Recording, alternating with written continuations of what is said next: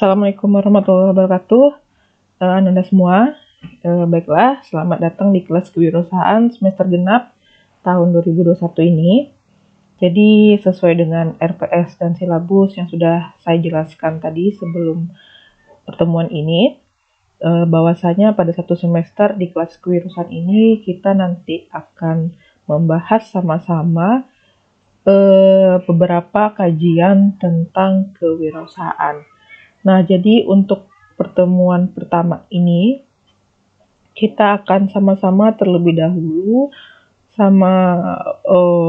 untuk mendiskusikan dan memahami tentang konsep kewirausahaan. Nah, jadi konsep-konsep ini berisikan mengenai gambaran-gambaran dasar tentang seluk-beluk dari teori-teori kewirausahaan.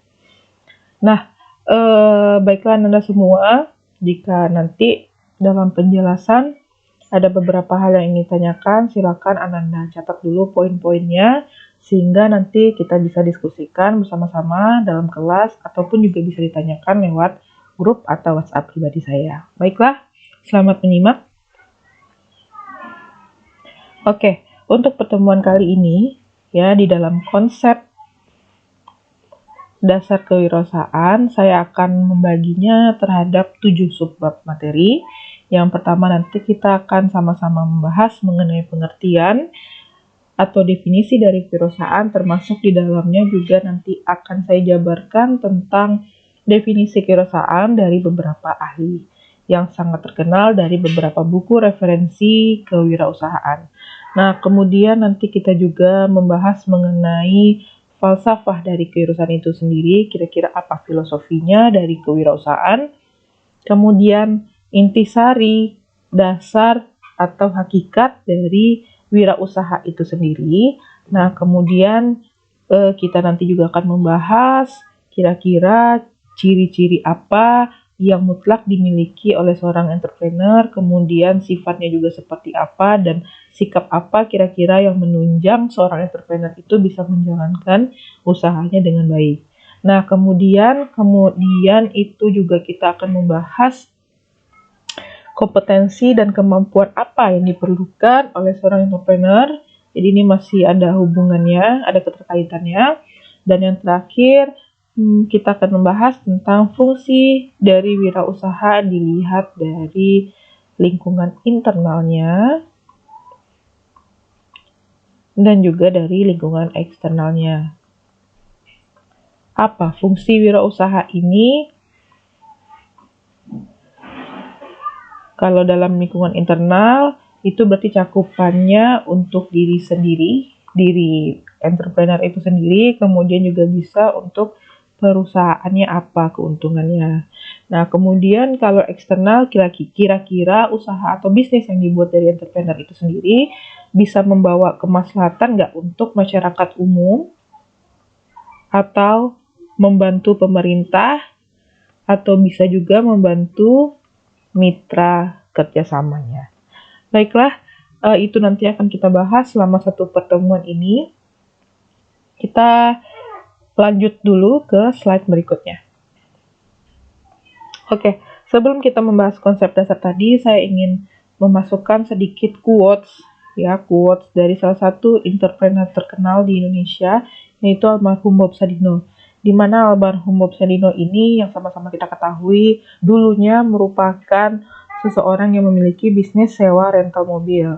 Nah, di saat sewa rental mobilnya itu mengalami kebangkrutan dan dia sempat mengalami depresi, lalu si Bob Sadino ini disarankan oleh temannya untuk membangun sebuah bisnis, yaitu bisnis telur ayam. Kemudian ketika bisnis pertamanya itu sangat laku di pasaran, akhirnya beliau membuka lagi 4 perusahaan lainnya dari sektor yang berbeda. Nah, semasa hidupnya beliau bisa membuat 4 perusahaannya ini menjadi 5 kerajaan bisnis yang sangat terkenal di Indonesia. Baik, jadi ada satu quotes yang dikeluarkan oleh Bob Sadino, yang diungkapkan oleh Bob Sadino, dan cukup banyak memotivasi entrepreneur-entrepreneur yang ada di Indonesia. Nah, salah satunya ini, setinggi apapun pangkat yang Anda miliki, Anda tetaplah seorang karyawan. Tapi sekecil-kecilnya apapun usaha Anda adalah bosnya. Nah, jadi inilah yang banyak memotivasi orang akhirnya untuk membuka usaha dan meniru jejak si almarhum Bob Sadino ini. Oke, kita next selanjutnya. Oke, berikutnya saya sedikit akan menggambarkan tentang alasan kenapa harus berwirausaha. Sebenarnya ada banyak alasan kenapa bagusnya kita memiliki profesi sebagai seorang entrepreneur. Ada banyak tergantung motivasinya masing-masing orang tersebut, tapi di sini secara garis besar akan saya jelaskan 4 alasan umum orang berwirausaha. Jadi yang pertama itu adalah untuk meningkatkan kualitas hidup. Nah, dari segi mana seorang entrepreneur itu bisa meningkatkan kualitas hidup? Nah, jadi untuk seorang entrepreneur itu selalu melakukan kegiatannya sehari-hari secara rutin, ya, otomatis untuk meningkatkan keuntungan, untuk meningkatkan pendapatannya, si entrepreneur ini harus selalu memikirkan cara, berpikir kreatif, bertindak inovatif, agar produk atau jasa yang dihasilkannya itu bisa diterima di pasaran. Nah, dengan hal tersebut, ya, otomatis si entrepreneur ini harus selalu berpikir keras, bekerja keras, agar targetnya bisa tercapai. Nah, cara hidup seperti itulah yang akan otomatis membuat kualitas si entrepreneur itu meningkat. Dan ditambah satu lagi, biasanya si entrepreneur ini, seorang entrepreneur itu dia tidak malas belajar. Dia pasti akan selalu mengupdate ilmu wawasannya mengenai bisnisnya, mengenai ilmu-ilmu umum lainnya yang berkaitan dengan bisnisnya. Sehingga dengan cara seperti itu, otomatis kualitas hidup si entrepreneur ini bisa meningkat. Nah, yang kedua, kenapa harus berwirausaha? Ya, kembali kepada poin pertama, ini ada keterkaitannya dengan profesi entrepreneur tadi. Seorang pasti akan otomatis untuk belajar hidup secara mandiri, ya kan? Karena dia adalah bos lagi di sini, bukan seorang karyawan. Kalau karyawan itu masih kita harus mengikuti budaya-budaya perusahaan, aturan-aturan yang sudah disahkan oleh peraturan, juga kita harus mengikuti kebijakan pimpinan dan lain sebagainya. Tapi jika kita sudah memutuskan untuk menjadi seorang entrepreneur, otomatis kita adalah pimpinannya, otomatis kita harus membuat kebijakannya sendiri, otomatis kita harus membuat rules dari perusahaan kita sendiri. Nah, itulah yang dimaksud dengan istilah mandiri di sini. Berarti kita memang benar-benar terlepas dan hidup bebas dari yang namanya peraturan yang sudah dibuat oleh seseorang. Oke, yang ketiga adalah memiliki pekerjaan dari dan untuk diri sendiri. Nah, kalau misalnya kebanyakan mahasiswa setelah lulus, dia pasti akan sibuk-sibuk mencari pekerjaan, tulis lamaran, memasukkan lamaran, dan menunggu informasi dari perusahaan yang entah kapan keluarnya. Nah, sementara entrepreneur dia memiliki pekerjaan dari dirinya sendiri, dia membuat pekerjaannya dari dirinya sendiri dan untuk dirinya sendiri. Jadi dia nggak perlu lagi melakukan hal-hal seperti yang saya sebutkan tadi. Oke. Dan tambah plusnya, dengan dia membuat pekerjaan ini tadi, dia juga membuat akhirnya lapangan pekerjaan untuk orang lain. Nah, jadi bertambah itu tujuan mulia dari seorang entrepreneur. Jadi dia nggak hanya sekedar membuat pekerjaan untuk dirinya sendiri, tapi juga sudah menolong orang banyak yang juga mencari pekerjaan. Dan terakhir, sinkronisasi dan nomor 3 ini adalah akhirnya jika banyak orang yang diterima ke dalam perusahaannya, otomatis dia juga secara tidak langsung itu bisa membantu pemerintah dalam mengurangi angka pengangguran yang tiap tahunnya itu pasti selalu meningkat. Nah, sangat meningkat drastis, apalagi sekarang di tengah-tengah masa pandemi. Di tengah-tengah masa pandemi itu angka pengangguran bukan cukup lagi ya, sangat meningkat secara signifikan. Karena sekarang PHK di mana-mana terjadi. Kemudian beberapa perusahaan juga sudah mulai meminimalkan jumlah karyawan yang bekerja di perusahaannya, dan kemudian juga kita juga banyak menyaksikan berita-berita bahwasanya banyak terdapat perusahaan-perusahaan, toko-toko yang akhirnya tutup karena masa pandemi ini, dan akhirnya inilah yang membuat angka pengangguran di masa pandemi ini cukup meningkat secara tajam, ya.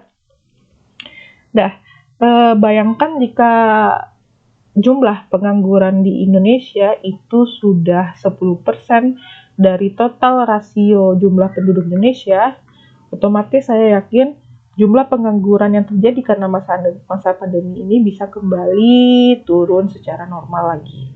Nah, gitu ya.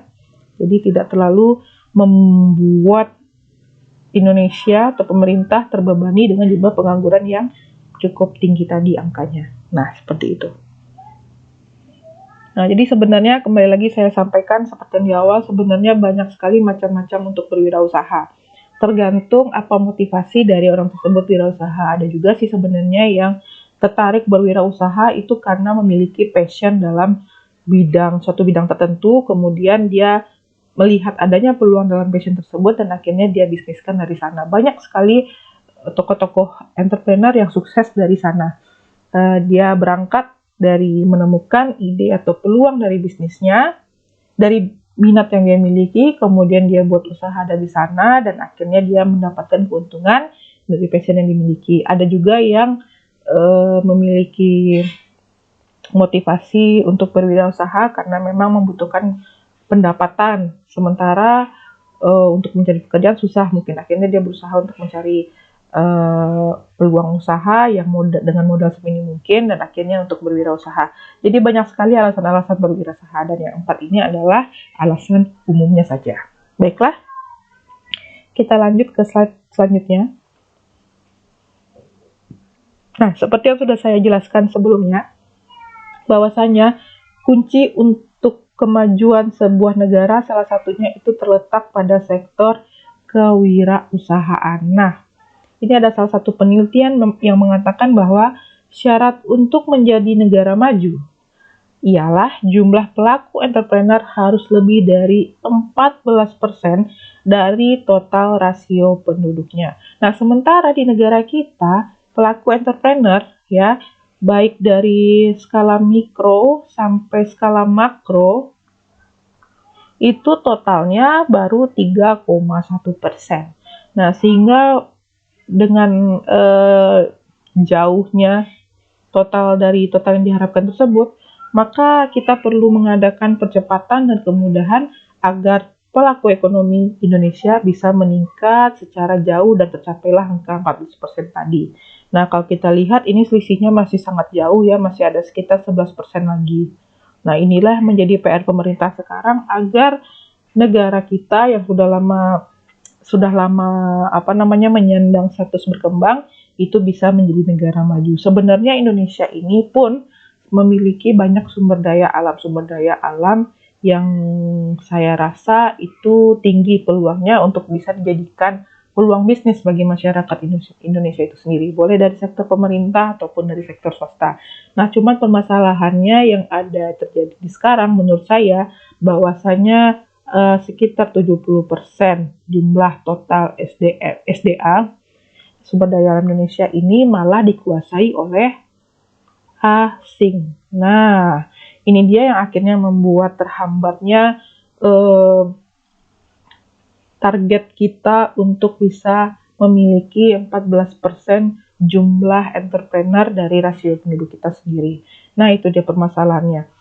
Nah, entah sampai kapan ini bisa kita hilangkan ya, ketergantungan pada negara asing bisa kita hilangkan, sehingga yang ini bisa kita capai. Dan saya yakin nggak hanya 14%, kemungkinan 50% itu bisa tercapai jika sumber daya alam kita benar-benar dikuasai oleh negara kita sendiri. Nah, gitu.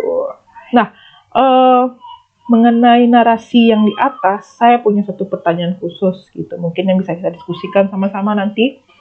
Menurut Ananda semua, kira-kira apa saja langkah-langkah yang sudah dilakukan pemerintah Indonesia untuk mencoba meningkatkan jumlah 3,1% ini mendekati 14%? Apa saja langkah-langkah yang sudah dilakukan pemerintah untuk mendorong penduduknya sendiri, untuk mendorong masyarakatnya sendiri untuk menjadi seorang entrepreneur? Nah, ini mungkin nanti bisa kita jadikan bahan diskusi atau jadikan tugas dalam uh, pertemuan pertama ini, materi pertama kita ini. Oke, coba nanti dipikirkan dulu. Kita masuk dulu slide berikutnya ya. Nah, ini saya sudah menjabarkan sedikit ya. Saya cuma menjabarkan sedikit ini tentang pertanyaan sebelumnya tadi. Jadi ada beberapa dukungan dari pemerintah terkait dengan peningkatan jumlah wirausaha. Nah, yang pertama adalah dukungan pembiayaan. Oke, dukungan pembiayaan. Kemudian juga ada dukungan teknologi dan yang terakhir adalah dukungan logistik.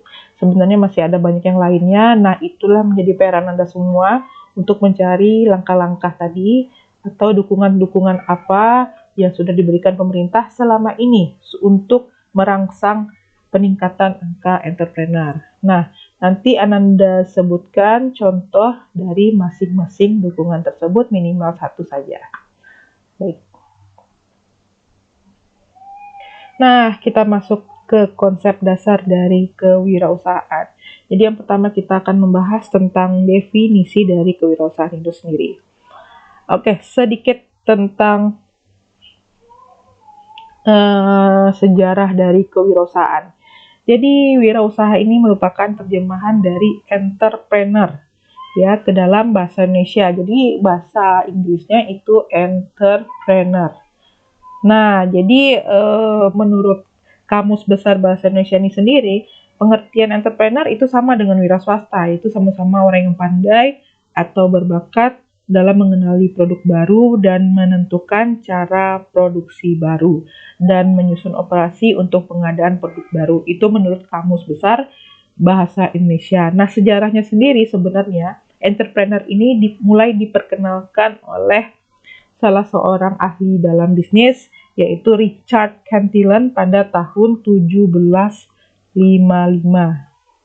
Ya, 1755 orang sudah mulai memikirkan bagaimana cara untuk berbisnis itu dari negara Belanda. Itu di kawasan Eropa berarti ya. Nih, pionir pendiri dari bisnis atau kewirausahaan, kegiatan kewirausahaan.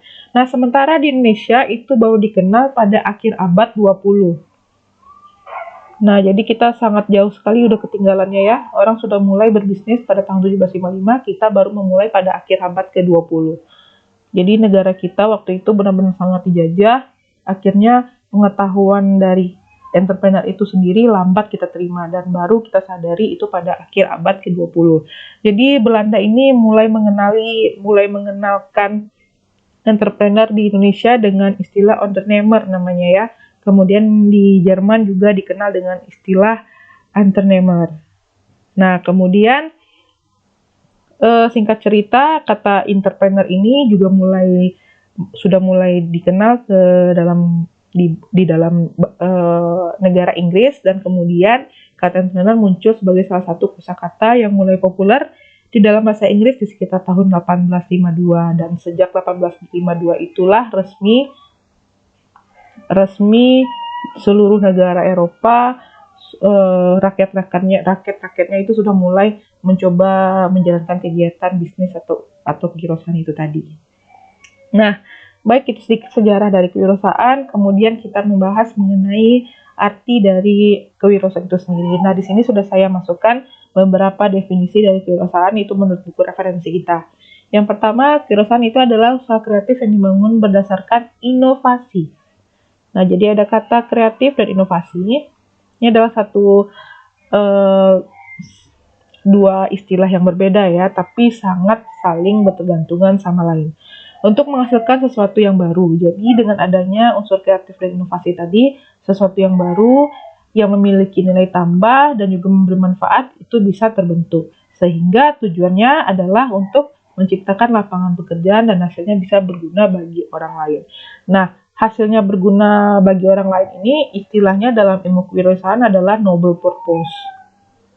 Nah, tujuan mulia. Sebisa mungkin kita harus mencari kira-kira apa permasalahan yang terjadi minimal di lingkungan sekitar kita. Kemudian kita menciptakan produk yang bisa menyelesaikan permasalahan tersebut. Nah, itu yang dimaksud dengan noble purpose atau hal yang berguna bagi orang lain tadi.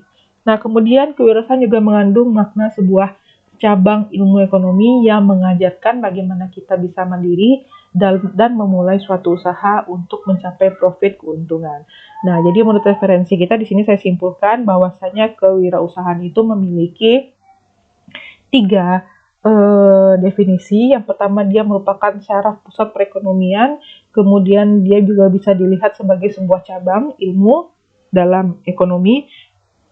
Kemudian kewirausahaan bisa menjadi sebuah pengendali perekonomian suatu bangsa. Nah, itulah definisi dari kewirausahaan. Nah, ini adalah jenis-jenis pelaku wirausaha. Seperti yang sudah saya jabarkan juga sebelumnya tadi, bahwasanya pelaku wirausaha umumnya di Indonesia itu disebut pengusaha. Nah, pengusaha itu di dalam ilmu ekonomi itu dibagi 2 lagi, yaitu wira swasta dan wirausaha. Nah, secara umum, wira swasta itu dikatakan sebagai pebisnis. Secara umum dalam teori ekonomi, wira swasta itu disebut dengan pebisnis. Nah, sementara wirausaha baru disebut pengusaha. Dua-duanya sama memiliki usaha dan sama-sama memiliki bisnis. Perbedaannya adalah terletak di narasi ini. Nah, coba Anda perhatikan apa perbedaannya di sini. Wira swasta atau pebisnis ya, dikatakan jika dia memiliki usaha tapi tidak ada perkembangan pada usahanya tersebut. Dan jika ada perkembangan itu tidak terlalu jauh berbeda. Jadi bisa dikatakan perkembangannya itu stagnan di situ-situ saja. Nah, kemudian dilihat dari produk atau jasanya, di sana unsur inovasinya dan kreasinya kurang. Artinya produk dan jasa yang dimilikinya itu kurang lebih hampir sama dengan kompetitor-kompetitor lainnya. Nah, jadi itu dia ya, tidak ada karakteristik dari produk atau jasanya. Nah, sementara yang disebut dengan wirausaha atau pengusaha adalah kebalikannya. Nah, usahanya itu sudah sangat berkembang secara signifikan. Kalaupun menurun, suatu saat nanti dia pasti akan bisa bangkit lagi. Nah, pokoknya dia lebih dikatakan lebih banyak meningkatnya daripada menurunnya atau stagnannya ya. Nah, kemudian kalau kita lihat dari produk dan jasanya, itu dia bisa selalu beradaptasi dengan keinginan dan permintaan pasar. Akhirnya ini yang membuat usahanya tadi itu selalu berkembang. Karena dia berhasil melihat tren pasar apa yang lagi berlaku saat ini. Nah, itu dia. Itu yang menjadikan perbedaan antara wira swasta dan pengusaha. Gitu ya. Atau wira swasta dengan wirausaha. Oke. Nah, ini adalah pengertian wirausaha menurut para ahli. Jadi menurut Jean-Baptiste atau 1803 itu mengatakan bahwa entrepreneurship adalah kemampuan memindahkan sumber daya ekonomi dari kawasan produktivitas rendah ke kawasan produktivitas yang tinggi.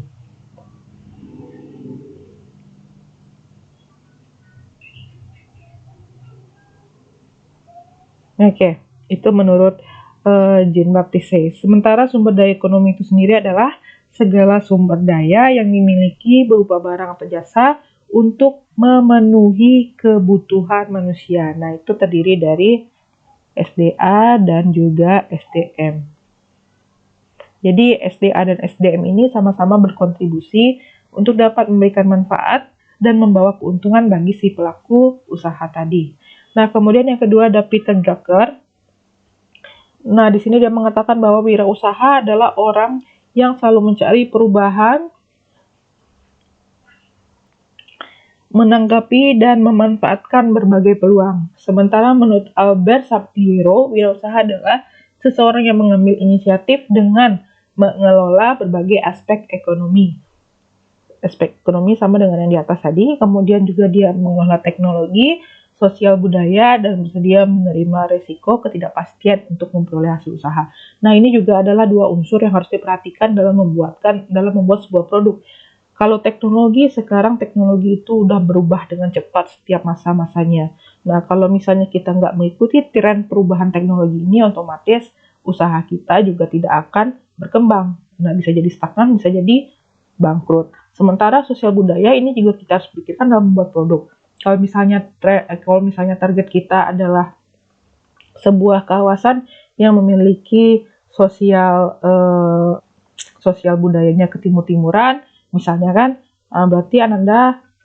berarti kita bisa menjual atau membuat produk yang sesuai dengan budaya ini. Nah, kemudian kalau misalnya kita bawa ini ke sosial budaya yang ke barat-baratan, otomatis itu nggak akan sesuai dengan budaya dan produk kita, itu tidak akan memiliki permintaan yang tinggi. Nah, kita akan kalah di sana. Jadi ini juga ada dua unsur yang harus kita perhatikan dalam membuat dan memasarkan sebuah produk atau jasa. Oke, kita lanjut ke subbab berikutnya, yaitu adalah falsafah kewirausahaan.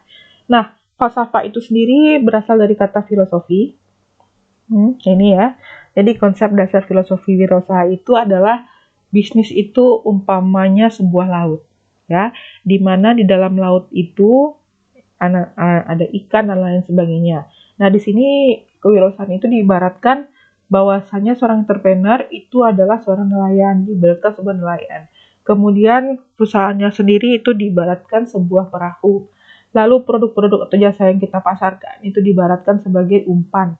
Nah, sedangkan konsumen atau konsumer kita ibaratnya seperti ikan.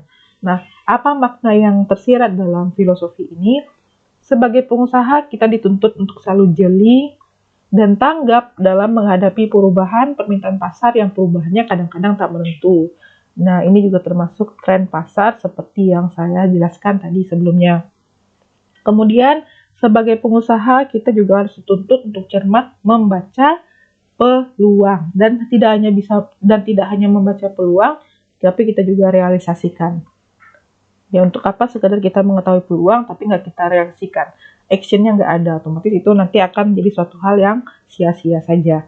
Nah, jadi itu dia, kita harus pandai mencari sekiranya di dalam laut itu manakah spot-spot yang memang menjadi tempat ikan-ikan berkumpul. Nah, kita harus pandai mencari itu. Kita sebagai nelayan harus pandai mencari tempat ikan-ikan berkumpul itu. Nah, itu dia sebuah filosofi dari kewirausahaan. Jadi kalau bisa kita menemukan spot-spot tempat ikan berkumpul, nah itu dia yang dimaksud dengan peluang atau tren pasar tadi. Nah, itu dia falsafah kewirausahaan. Lanjut kita masuk ke hakikat kewirausahaan. Nah, apa sih gagasan-gagasan dasar dalam kewirausahaan itu sendiri? Nah, di sini ada 4 saya masukkan hakikat dari kewirausahaan. Yang pertama, suatu nilai yang diwujudkan dalam perilaku yang dijadikan sumber daya, tenaga gerak, tujuan, siasat, kiat, proses, dan juga hasil bisnis. Nah, ini adalah proses-proses yang harus kita persiapkan dalam menjalankan sebuah bisnis. Nah, itu ya, nanti akan kita bahas pada pertemuan-pertemuan berikutnya. Kemudian, suatu nilai yang dibutuhkan untuk memulai sebuah usaha dan mengembangkan usaha. Jadi jangan hanya stuck pada memulai sebuah usaha, tapi kita juga setelah itu harus memikirkan bagaimana usaha kita itu berkembang agar nantinya tidak jatuh atau tidak berkembang. Kemudian yang ketiga, suatu proses dalam mengerjakan sesuatu yang baru atau kreatif dan berbeda atau inovatif yang bermanfaat dan memberikan nilai lebih. Yang keempat, suatu proses penerapan kreativitas dan keinovasian dalam memecahkan persoalan dan menemukan peluang untuk memperbaiki kehidupan usaha. Nah, berbicara mengenai kreativitas dan inovasi, itu sudah ada perbedaannya di dalam nomor 3. Jadi kalau kreatif itu adalah sesuatu yang baru, sementara inovatif itu adalah ada unsur bedanya dengan produk-produk yang sudah ada di pasaran. Nah, itu dia ya. Kita lanjut. Nah, kita bicara mengenai ciri-ciri dan sifat seorang entrepreneur. Di sini ada 7 ciri-ciri minimal dari seorang entrepreneur. Ini biasanya seorang entrepreneur ini memiliki ciri-ciri atau sifat berikut ini. Minimal ada 7 yang dimilikinya. Yang pertama, seorang entrepreneur itu pasti dia adalah seseorang yang memiliki kepercayaan diri yang tinggi. Nah, di antara kepercayaan diri ini, dia bisa memiliki sifat yang penuh keyakinan, kemandirian, individualitas, dan juga optimisme. Individualitas di sini konotasinya bukan negatif, tapi lebih pada memikirkan bagaimana cara dia bisa mendapatkan profit. Nah, itu dia ya. Yang kedua adalah dia memiliki ciri-ciri berorientasi dengan tugas dan juga hasil. Nah, di sini deskripsinya adalah kebutuhan akan berprestasi. Jadi dia sangat kompetitif orangnya, kemudian berorientasi pada laba, segala sesuatu yang dipikirkannya itu pasti tujuannya untuk mendapatkan laba. Lalu dia tekun, kemudian memiliki tekad yang kuat, dan bekerja keras. Nah, ini seperti yang saya sampaikan di awal tadi. Inilah yang akhirnya membuat seorang entrepreneur ini memiliki kualitas hidup yang bagus. Nah, ya kan? Kemudian ciri-ciri yang ketiga adalah seorang pengambil resiko. Nah, di mana-mana semua kegiatan entrepreneur itu sangat beresiko sekali. Apakah karyawan tidak memiliki risiko? Otomatis saya sangat berpikir kalau misalnya profesi lain juga itu memiliki resiko-resikonya sendiri sama dengan entrepreneur. Jadi bukan hanya seorang entrepreneur aja yang memiliki resiko pekerjaan, tapi semua pekerjaan lain juga. Kayak misalnya karyawan bukan berarti kita bisa stay aja terus di sana. Kalau misalnya nanti suatu saat perusahaan kita bangkrut dan lain sebagainya, itu juga akan berisiko pada kita untuk bisa di PHK dan lain sebagainya. Nah, jadi dalam ruang kewirausahaan, ciri dari pengambil resiko ini deskripsinya adalah memiliki kemampuan mengambil resiko dan dia juga suka tantangan. Dia tahu resikonya tapi dia tidak takut terhadap resiko tersebut. Justru dianggap itu sebagai sebuah tantangan. Yang keempat, ciri-cirinya adalah karena dia nanti akan menjadi bos dalam perusahaannya sendiri, otomatis dia memiliki jiwa kepemimpinan dan inilah yang harus dikembangkan. Apalagi kalau misalnya nanti perusahaannya itu sangat berkembang dengan pesat dan dia membawahi beberapa karyawan, nah jiwa kepemimpinan inilah yang harus dikembangkan. Dan deskripsinya adalah dia harus memiliki jiwa kepemimpinan dan mudah bergaul dengan orang lain. Pemimpin di dalam ruang lingkup entrepreneur ini bukan berarti tugasnya hanya menyuruh orang saja, memerintah orang saja, menginstruksikan bawahannya saja, enggak. Tapi dia harus pandai membawa orang-orang tersebut, membawa karyawan-karyawannya untuk bisa bergerak maju bersama dirinya sendiri.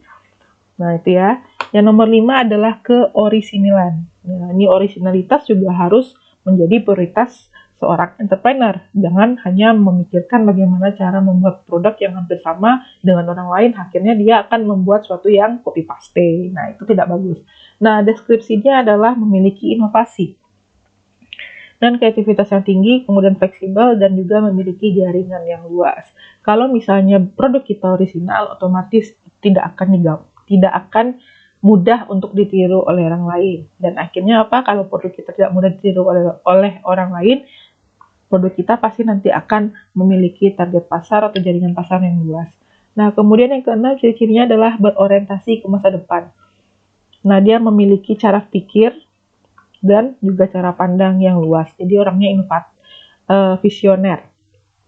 Kemudian jujur dan tekun dalam bekerja. Nah, seperti yang sampaikan tadi, jangan lupa bahwasannya ciri-ciri ini adalah ciri-ciri minimal yang biasanya dimiliki oleh seorang entrepreneur dan bisa mengembangkan kualitas hidup dan juga menambah karakternya, membangun karakternya sendiri atau character building. Nah, ini kita bicara mengenai kemampuan apa saja yang harus dimiliki seorang usaha. Nah, bicara tentang kemampuan, sebenarnya kemampuan ini terbagi atas 2 macam. Yang pertama adalah kemampuan teknis, dan yang kedua adalah kemampuan non-teknis. Nah, ini dia ya. Oke. Untuk kemampuan teknis dan teknis akan dibahas di slide berikutnya. Dan yang ini adalah kemampuan secara umum dari si entrepreneur. Oke. Apa-apa saja kemampuan yang umumnya harus dimiliki seorang entrepreneur? Yang pertama, dia harus having question knowledge.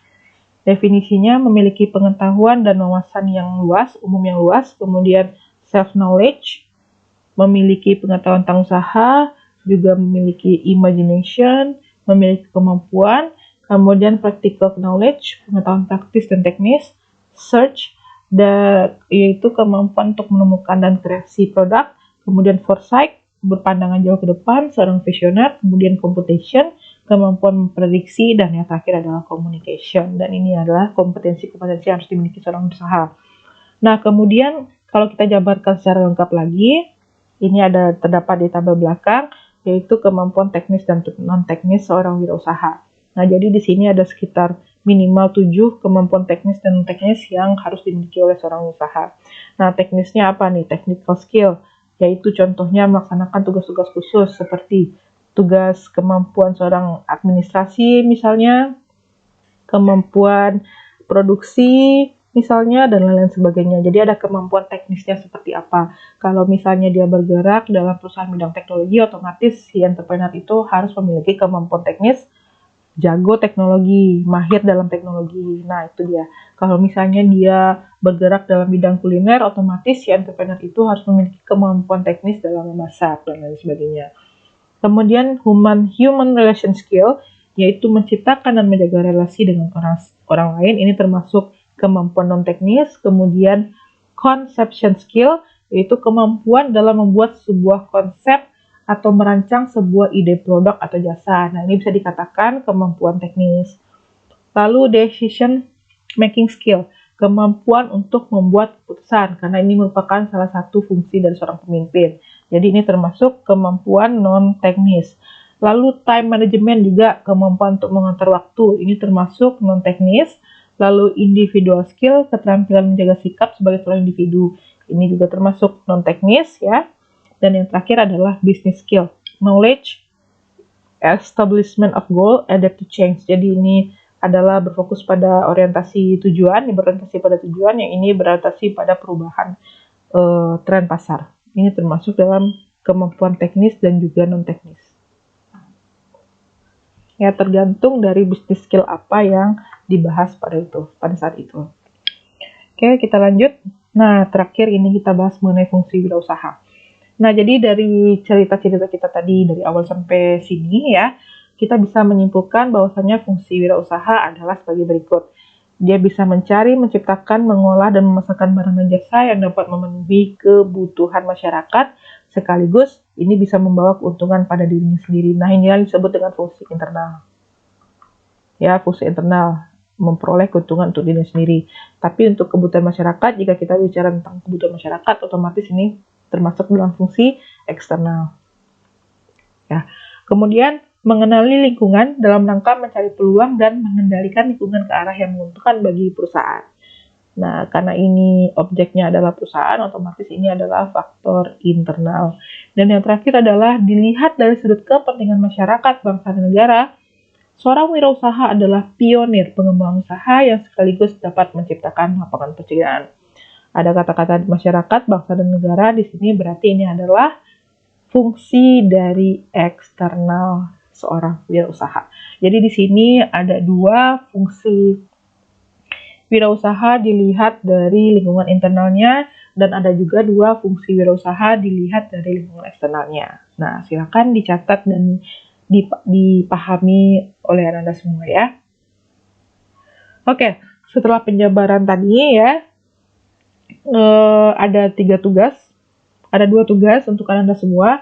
Tugas pertama yang ada di slide awal-awal tadi, yang menanyakan tentang langkah apa yang sudah dibuat oleh pemerintah. Itu ya, tugas pertama tadi.